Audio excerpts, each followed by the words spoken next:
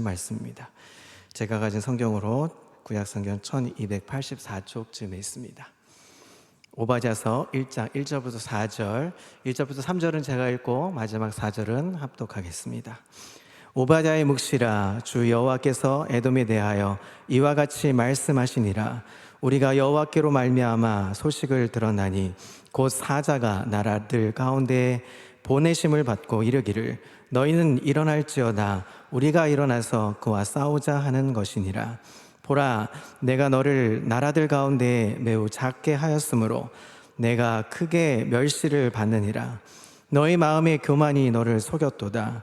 바위 틈에 거주하며 높은 곳에 사는 자여, 내가 마음에 이르기를 누가 능히 나를 땅에 끌어내리겠느냐 하니, 함께 읽습니다.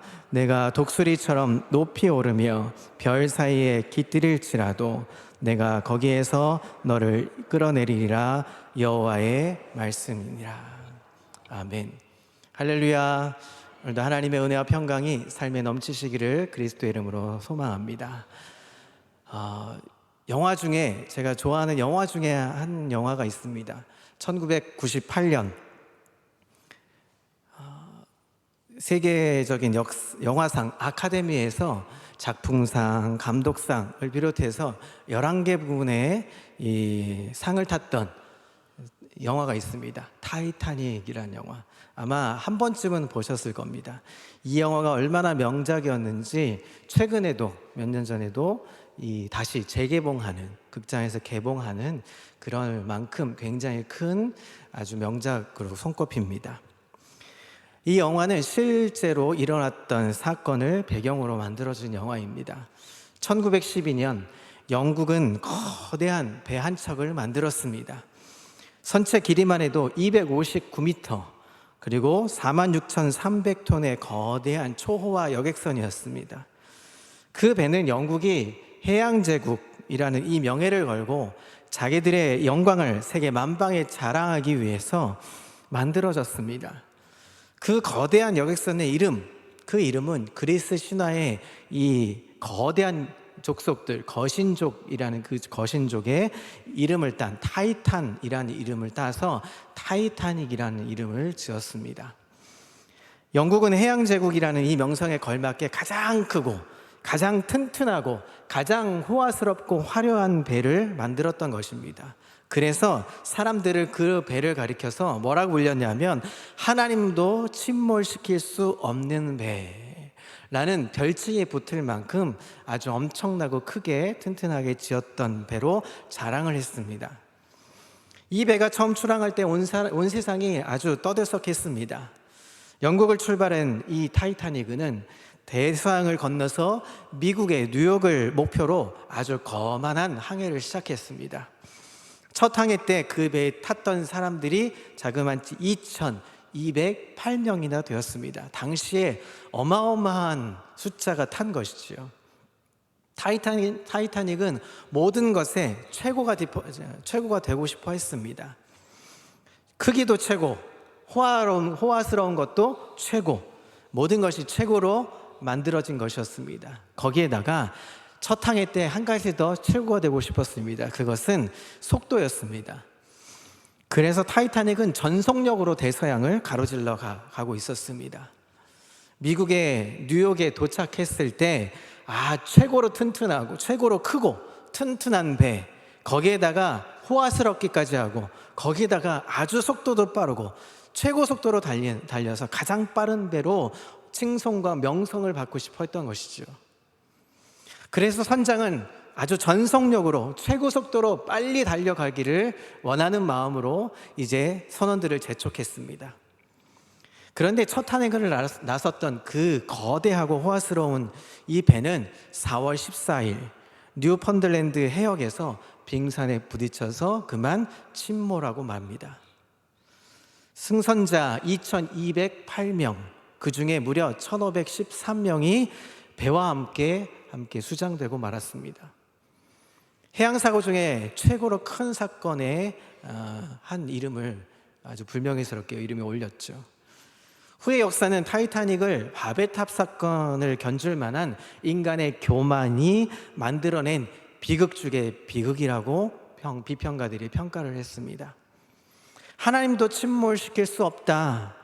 그만큼 자랑하고 그만큼 튼튼하게, 그리고 타이타닉이 첫 항해할 때 정말 많은 숫자가 타서 정말 큰 명성을 얻고자 했던 이 타이타닉, 결국은 1513명이라는 사람들과 함께 안타깝게 그 수장하고만 그 배를 향해서 많은 사람들이, 처음에는 칭송했던 사람들마저 인간의 교만에 내리신 하나님의 심판이라고 많은 사람들이 불명예를, 꼭지를 달았습니다.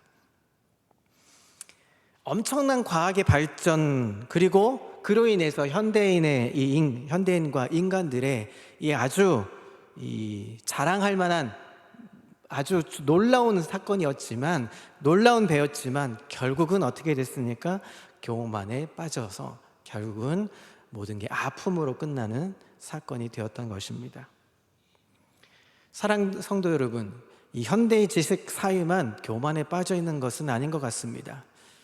우리가 인정하고 싶지 않을지라도 교만이라는 이 죄악은 우리 모든 인간의 마음속에 자리 잡고 있는 가장 무서운 인류의 죄악이기도 합니다. 그래서 중세의 가장 위대한 이 철학자로 불렸던 토마스 아퀴나스는 이렇게 교만을 정의합니다. 교만은 모든 죄악의 어머니다라고 할 만큼 이 죄악은 모든 인간에게 다 자리 잡고 있는 가장 악한 쓴뿌리와 같은 것이다 라고 평가합니다. 모든 죄의 뿌리에는 교만이 있는 것입니다. 교만이 우리 인간으로 하여금 죄악에 허우적대도록 만들어버리는 것이죠. 교만을 우리는 이렇게 정의 내릴 수 있습니다. 자기 자신의 위대함과 훌륭함에 도취되어 있는 상태, 자기 자신이 갖고 있는 위대함과 훌륭함에 도취되어서 그만 그 오류를 범하는 것이죠. 그런 모든 일들이 교만에 속한다는 것입니다. 우리가 무언가 남보다 조금 더 나은 것이 있다면 그것을 자랑하고 싶어 합니다. 무슨 옷을 샀거나 무슨 신발을 샀거나 다른 사람보다 조금 더 좋은 것들이 입거나 사거나 쓰게 되면 자랑하고 싶어지죠. 그것은 모든 사람이 드러나고 싶어하는 이야기입니다. 사람들이 그것을 인정해주지 않으면 어떻습니까? 견디지 못하는 사람들이 많습니다. 누군가 그것을 인정해주지 않고 오히려 비난하면 죽자사자 달려들어서 싸우기도 합니다. 그 대표적인 사람들이 있습니다. 신약에 들어와서 바리새인들이었습니다. 그들은 당시에 어느 누구도 견주어 보아도 그 열심은 대단한 것이었습니다. 열심히 신앙생활하고 신앙생활했던 자부했던 사람들, 바로 바리새인들이었습니다. 기도도 많이 하고 금식도 자주 했습니다. 11조 생활도 아주 철저하게 했습니다. 그러기에 그들은 대단한 자부심을 가지고 신앙생활을 하고 있었는데, 예수님께서는 그들의 신앙생활이 위선으로 가득 찬 거짓된 것이라고 호되게 비판을 했습니다. 자기들은 철저하게 신앙생활하기에 훌륭한 신앙인이고 하나님으로부터 축복을 받았고 그 축복받은 사람들이라고 여겨졌던 그 바리새인들이 예수님께서 그들의 신앙이 훌륭하지도 않고 가짜라고 위선적인 것이라고 평가해버리니까 이들은 어떻게 합니까? 견딜 수가 없던 것입니다. 그래서 그들은 예수님을 배척했습니다. 아니, 배척했을 뿐만 아니라 권력을 이용해서 결국은 예수님을 십자가에 못 박아 버리는 상황까지 치닫게 되었습니다. 바리새인들이 예수님을 죽인 그 마음속에는 자신들의 위대함과 훌륭함에 도취되어서 자신을 뽐내고 싶어하는 이 교만이 가득 차 있던 것이었습니다. 우리는 우리 안에 남보다 조금 더 나은 것 있다고 생각되면, 뭔가가 있다고 생각되면 어땠습니까? 그것을 알게 되는 순간 그것 때문에 교만이라는 무서운 대적의 표적이 우리 안에 스물스물 들어온다는 것을 우리는 경계해야 될 줄 믿습니다. 오늘 오바댜서, 잘 보지 않는 이 구약의 성경 오바댜서를 통해서 이 교만에 대한 이야기를 좀 해보려고 합니다. 오바댜서는 한 장으로 구성되어 있습니다. 아주 짧은 책 중에 하나입니다. 너무 짧기 때문에 사실 잘 들여다보지 않는 성경이기도 합니다. 그래서 먼저 오바댜서가 기록될 당시에 이 역사적인 배경을 좀 이야기를 해보려고 합니다. 오바댜서는 예루살렘이 바벨론에 의해서 멸망을 당했던 이 BC 6세기의 시간을 거슬러 올라갑니다.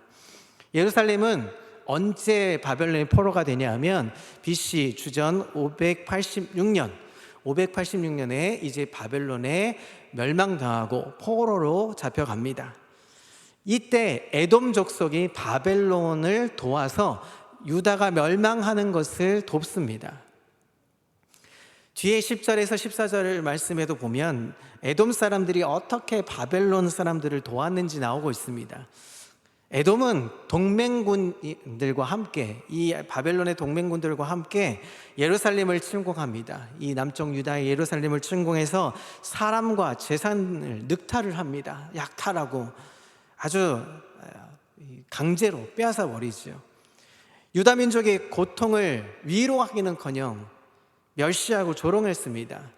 또한 그들은 예루살렘의 약탈뿐만 아니라 바벨론 사람들에 의해 예루살렘이 함락되고, 그리고 이제 고급 인력들이 포로로 끌려가고 있을 때 몇몇 사람들은 이제 도망가고 있었죠. 그 도망자들을 붙잡아서 바벨론 포로의 사람들로 삼고 그들로 보내기도 했던 아주 악한 행위를 했습니다. 성도 여러분, 이쯤 되면 에돔 족속의 행동들에 대해서 어떻게 생각이 들까요? 이때 당시는 전투 상황이고 전시 상황이라고 가정한다면 얼마든지 가능할 수 있는 일일 수 있습니다. 동맹군과 합쳐서 다른 이제 타국을 이제 멸망시키는 데 동조하고 그 전리품을 취하기도 할 수 있겠죠.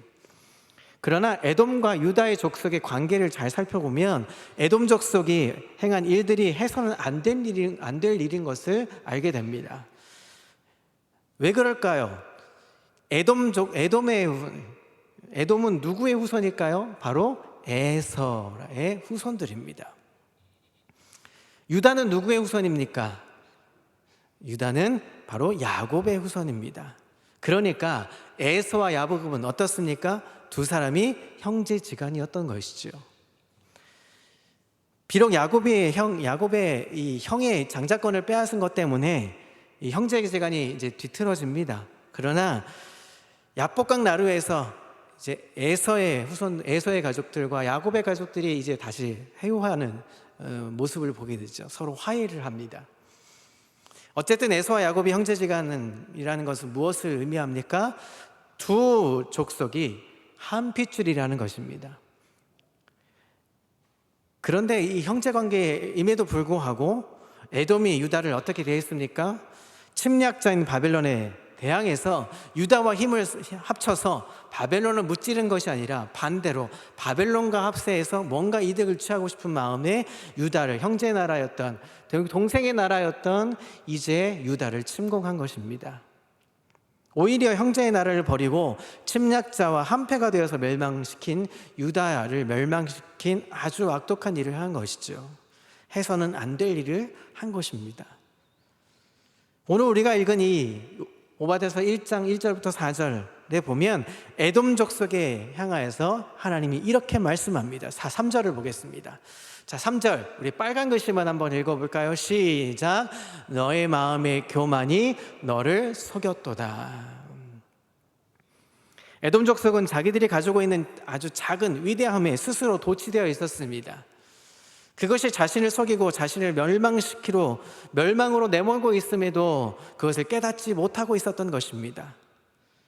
너희 마음의 중심에 자리 잡고 있는 교만이 지금 너희들을 속이고 있는데 너희는 그것을 알지 못하고 있구나 하면서 지금 탄식하고 있는 것입니다.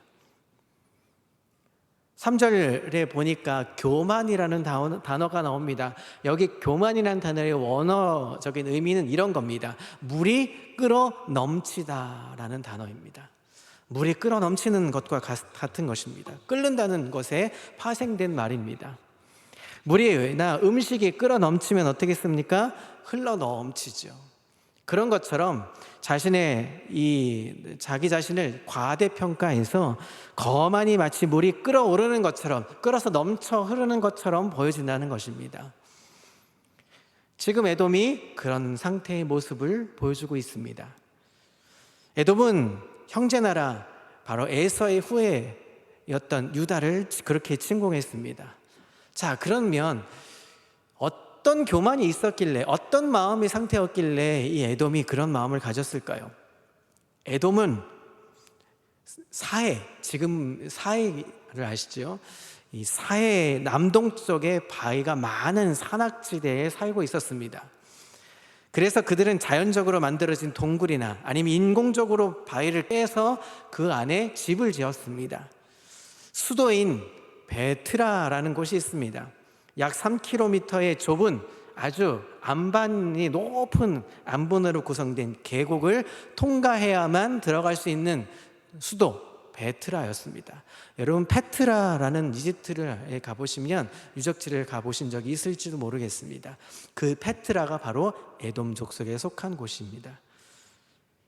이런 자연적인 곳, 그래서 아무리 많은 적들이 들어오고 군사들이 공격해 오더라도 이 천의 요새였던 이 베트라, 이 지역엔 적들이 적은 숫자로도 이길 수 있고 승리할 수 있었던 난공불락의 요새였습니다. 감히 어떤 세력도 에돔 땅을 함부로 침입하지 못했던 것이죠. 더군다나 에돔은 조상 에서의 후예들입니다. 에서는 어떤 사람입니까? 사냥을 좋아하고 아주 싸움을 잘했던 사람입니다. 그 족속들이니까 전쟁에 능한 족속들이죠. 그러기에 에돔 족속은 교만에 빠진 것입니다. 난공불락의 성읍에 살고 있죠. 거기에다가 막강한 군사력을 갖추고 있습니다. 자기들은 멸망당하지 않을 것이라는 자부심이 있었습니다. 그런 자부심이 자신 앞에 감추어져 있는 것이 아니라 마치 물이 끓어 넘치는 것처럼 넘쳐 흘렀다는 것입니다. 자신감이 넘쳐 흘렀던 것이지요. 바로 교만해졌던 것입니다. 자, 그러나 오늘 본문 다시 3절을 보시죠. 3절에 보니까 3절은 이렇게 말합니다. 너의 마음의 교만이 너를 속였도다 하면서 이렇게 말합니다. 자, 3절 바위 틈에부터 함께 읽어보겠습니다. 시작. 바위 틈에 거주하며 높은 곳에 사는 자여, 내가 마음에 이르기를 누가 능히 나를 땅에 끌어내리겠느냐 하니. 하나님의 책망이 이런 책망이 있던 것입니다. 하나님께서는 에돔 땅에게 너는 지금 너 자신을 바라보지 못하고 있어 라고 책망하십니다. 난공불락의 초롱성 같은 곳에 사는 것이 참된 너의 모습일 수가 없고, 더군다나 그런 너의 상황이 너를 안전하게 지켜주지 못할 것이야 라는 것을 설명해주고 있는 책망의 이야기입니다. 실제로 그랬습니다. 군사적인 입지의 조건으로 본다면 에돔은 침공당할 수가 없는 곳입니다. 에돔은 그 말 그대로 난공불락의 요새였으니까요. 그 누구로부터도 침공당할 수도 없고 또 멸망당하지도 않을 것처럼 보였습니다. 외형적인 조건으로 보면 아주 천의 요새였던 것이지요. 그래서 그들은 교만에 넘어진 것입니다. 우리가 생각해봐도 지형적인 여건을 보면, 그리고 여러분 페트라라는 곳에 그 이미지를 보고 사진을 보고 가셔보신 적 있지만 그곳엔 함부로 들어가지 못하는, 한동안 비밀스럽게 그 지역이 어떤 곳인지 알려지지도 않았던 곳이었던 것처럼 그곳은 그들의 입장에서 보면 자랑할 만한 것이었습니다. 그러나 아무리 뽐낼 수 있는 자랑할 만한 것이라도 결국은 교만이 넘어지면 교만으로 스스로 자멸하게 되는 것입니다. 우리 모두에게는 다른 사람보다 조금 더 나은 것, 무언가 한 가지가 다 있습니다. 각자에게 주어진, 저뿐만 아니라 모든 우리 성도에게는 각자 주어진 각기 다른 좋은 은사들, 각기 달란트와 재능들이 있습니다. 특출난 것들이 있습니다. 하나님께서는 모든 사람들에게 그런 은사를 주셨기 때문입니다. 아무리 못나 보이는 사람이라도 그만이 가지고 있는 독특한 특성이 있습니다. 우리도 마찬가지입니다. 우리 모두에게는 하나님이 주신 달란트와 재능으로 장점을 다 가지고 있습니다. 아무리 배우지 못한 사람도, 아무리 못난 사람이라도, 아무리 가난한 사람이라도, 심지어 연세가 많거나 연로하신 인생에 소망이 없는 것처럼 보이지 이제 끊어질 날을 기다리는 사람들마저도 사실은 각기 다른 은사들이 갖고 있습니다. 그것은 하나님이 주셨기 때문이죠. 그 안에서 우리의 눈으로 그것을 하나님이 주신 마음으로 발견할 때 우리는 그것을 은혜라고 여기고 기쁨으로 인생의 엄청난 활력과 엄청난 은혜로 힘이 되어 줍니다. 그러나 우리 자신을 뽐내고 싶어하는 인간의 이 사악한 눈으로 보게 되면 어떻습니까? 그것이 내가 만든 것처럼, 내가 가지고 있는 것처럼 여겨져서 결국은 교만에 빠지기 쉽고, 그 교만이 끌어넘치게 돼서 결국은 그 교만 때문에 우리 스스로가 속이게 되는 역할까지도 가게 된다는 것을 오늘 성경은 우리에게 말씀해 주고 있습니다. 사랑하는 성도 여러분, 여러분들에게는 어떤 장점이 있으십니까? 여러분이 가지고 있는 장점은 무엇입니까? 하나님께서 여러분들에게 주신 특별한 재능은 무엇이 있으십니까? 그것을 가지고 봉사와 헌신을 하고 계시는 거죠. 그게 혹시 지금 나를 교만에 빠지게 하고 나 자신을 속이고 있지는 않습니까? 내가 잘나서 된 것이 아니라 하나님이 주신 은혜와 하나님이 주신 은사로 내가 헌신하고 섬기는 일이지만 혹시 내가 자만하여 교만해지진 않고 있는지 점검해 보라고 오늘 성경은 말해주고 있습니다. 내가 지금 살면서 그래도 남들 앞에서 떳떳하게 나 자신을 내놓을 수 있는 것 무언가가 있으실 겁니다. 어떤 사람들은 남보다 조금 더 잘생겨서 남들보다 조금 더 잘나 보일 수도 있습니다. 어떤 분들에게는 조금 더 여유로운 풍요로움이 있어서 조금 더 부유함으로 자랑할 수도 있습니다. 어떤 사람은 다른 사람에게 해를 입히지 않도록 아주 반듯하게 살아왔다고 자부심하며 도덕적인 삶 때문에 마음이 뿌듯해 하실 수도 있습니다. 키가 큰 사람은 키가 작은 사람 앞에서 이렇게 내려다보기도 하죠. 예쁜 옷을 입었을 때 평범한 옷을 입은 사람들에게 자신을 알아주기를 원하는 은근한 기대심리로 슬쩍 얘기해 보시기도 합니다. 그런데 그런 것들이 사실은 엄청나게 대단한 것들은 아닐 겁니다. 아무리 부자가 되고 아무리 잘생기고 아무리 좋아 보여도 어떻습니까? 우리보다 조금 더 나은 사람의 입장에서 보면 우리는 초라하기 그지없습니다. 우리가 아무리 재산을 갖고 있다 그래도 그보다 더 많은 재산을 갖고 있는 사람 앞에서는 우리는 여전히 초라할 수밖에 없습니다. 아무리 잘생겼다고 우리가 나는 잘생겼어, 나는 멋있어, 물론 우리가 자부심을 가져야 합니다.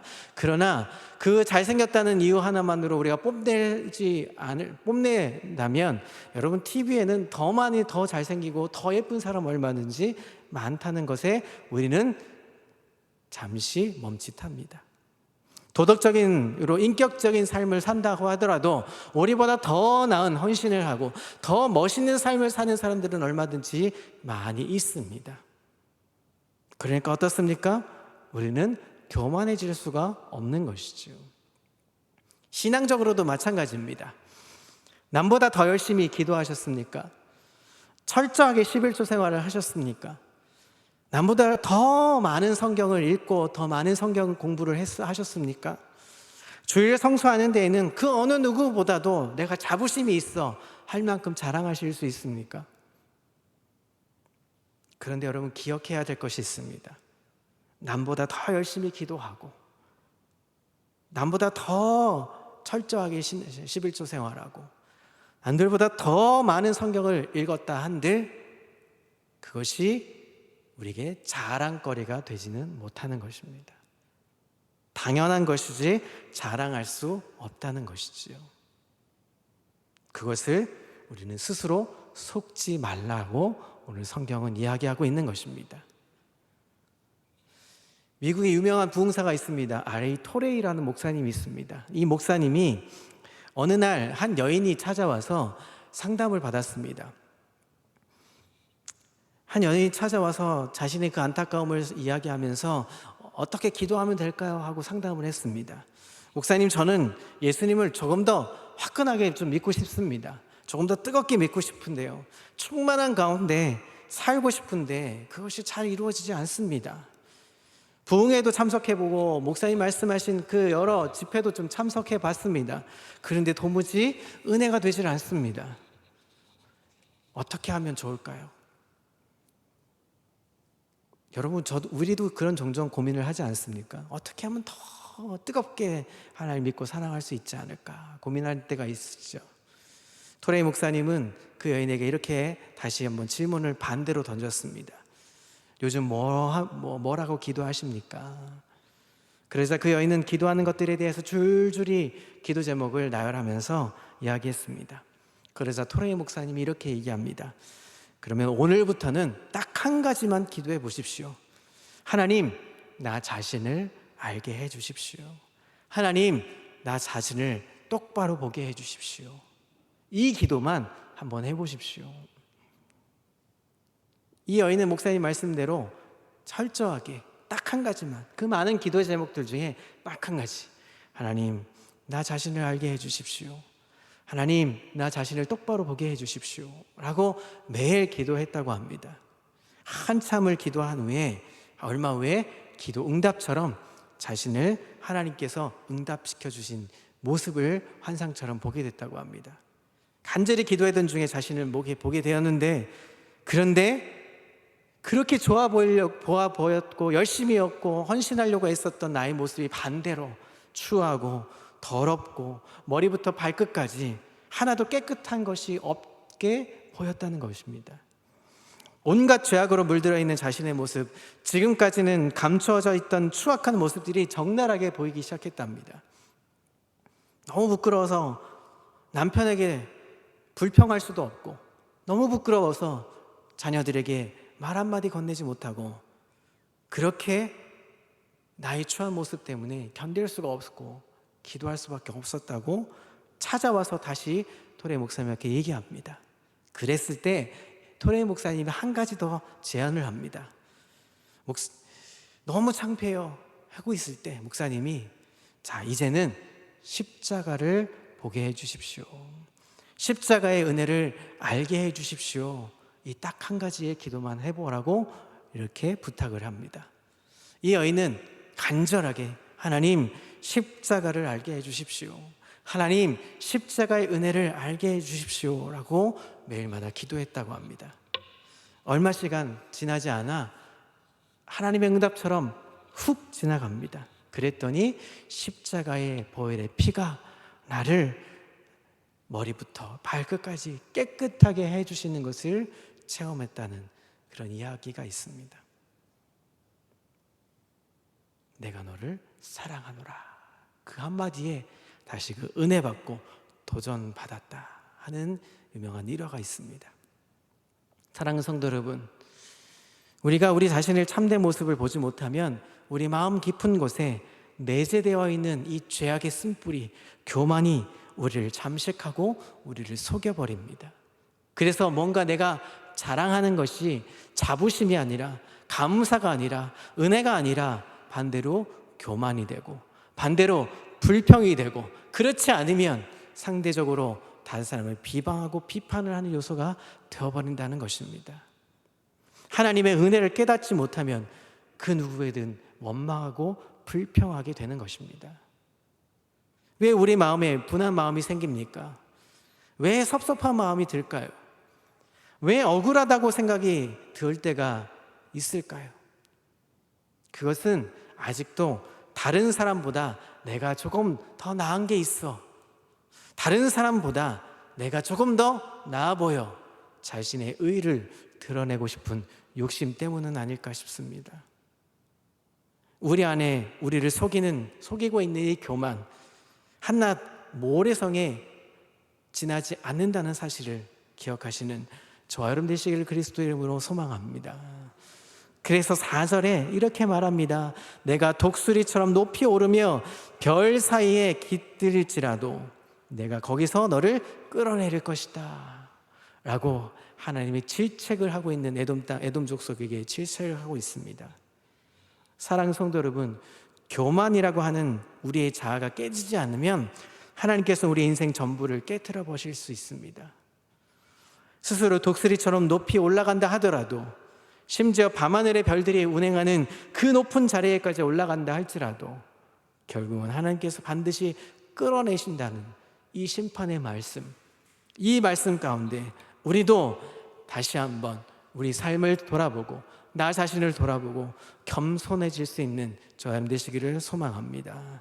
그래서 신약에 이런 구절이 있습니다. 자, 빌립보서 2장 3절입니다. 자, 함께 읽습니다. 시작.